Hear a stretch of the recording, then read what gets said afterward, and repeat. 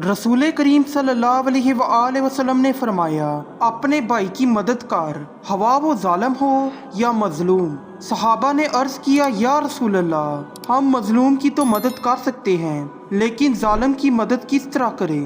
आप सल्लल्लाहु अलैहि वआलैहि वसल्लम ने फरमाया कि जुल्म से इसका हाथ पकड़ लो, यही इसकी मदद है। सही बुखारी हदीस नंबर 2444। अशास बिन सलीम ने बयान किया कि मैंने माविया बिन सवेद से सुना, उन्होंने बरा बिन आज़ब रज़ियल्लाहु ताला अन्हु से सुना।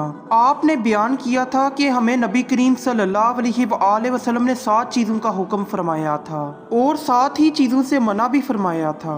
जिन चीज़ों का हुक्म फरमाया था उनमें उन्होंने मरीज़ की यादत, जनाजे के पीछे चलने, छींकने वाले का जवाब देने, सलाम का जवाब देने, मजलूम की मदद करने, दावत करने वाले की दावत कबूल करने और कसम पूरी करने का जिक्र किया। सही बुखारी हदीस नंबर 2445।